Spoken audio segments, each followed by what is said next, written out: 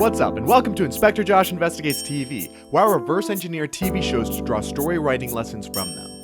Today we're going to look at Batman the Animated Series, Season 1, Episode 17, called See No Evil. Warning, spoilers for this episode are ahead.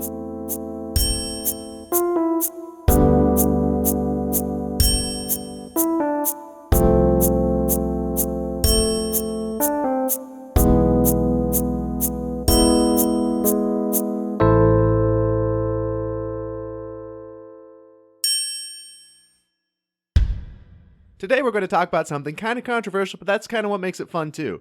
Motives do not make a character likable. Motives don't necessarily make a person likable or relatable. All that motives do when they're presented is they help us understand a person. In this episode, we do not like the villain for kidnapping his daughter, or for stealing from a large jewelry event, or for trying to kill Batman. In fact, odds are you didn't like him at all. Maybe you're related with his desire to see his daughter, but it's hard to pity someone whose motives result in such evil actions. Motives help us understand a character, but we ultimately like people because of their choices, not their motives. Now, we can pity a part of the villain, but that doesn't mean that we like him. Part of what makes someone a villain is even that we don't like them. We don't like what they do. Maybe you're fascinated by them. You can be intrigued by them. Perhaps you really like seeing what the Joker does, but do you like that he kills people, or do you like the creativity? There's different pieces. It's not as simple as, well, it's just his motives, whatever. That doesn't make somebody likable. And a lot of times when we're writing villains, we focus on, well, we want them to be likable. Let's make sure that we present some backstory. Let's make sure that we present the motives. There's a difference between pitying somebody or having compassion on somebody and liking them, though. Those are very, very different things. Part of what makes a villain is that they do things we don't like. They attack the hero. They hurt the hero's family. They do evil things. They do things that we do not like.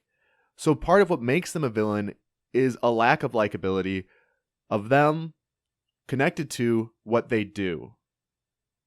The means do not justify the ends, and when we know the means, we do not necessarily approve of the ends, therefore. What probably cinches the deal in this episode for anybody watching to dislike the villain is when they end up taking their own daughter, but against her will. She's like, I don't want to go with you. I don't want to. And he's like, you're coming with me either way. That's not a very likable thing to do. If she was like, I'm so happy to see you. Yes, mommy kept me from you. I want to see you. Then maybe there would be a little bit more likability, but it's kind of hard to have that when he's acting against everybody's best interests, trying to kill Batman. He's not really a likable guy. Everyone has motives for what they do. Hitler had motives. Hitler is not likable.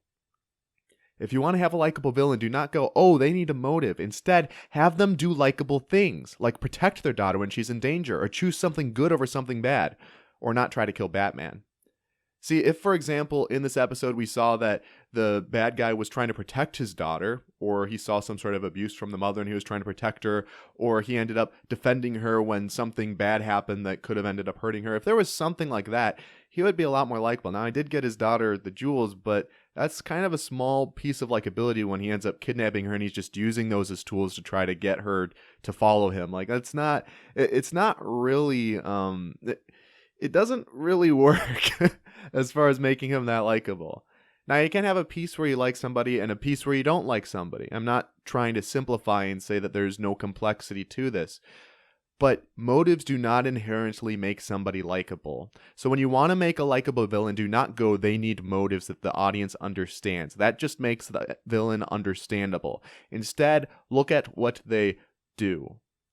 And certain villains, again, you might find them interesting. You might like the creativity behind what they do, but that's very different from liking the villain themselves. Or from going, wow, this is somebody I want to get to meet. This is somebody I want to get to know. I love what they do. Very different pieces. So when you want to make a likable villain, do not just give them motives.